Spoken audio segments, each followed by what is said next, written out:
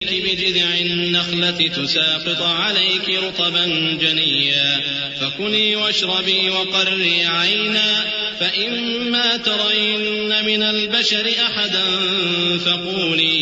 فقولي إني نذرت للرحمن صوما فلن أكلم اليوم إنسيا.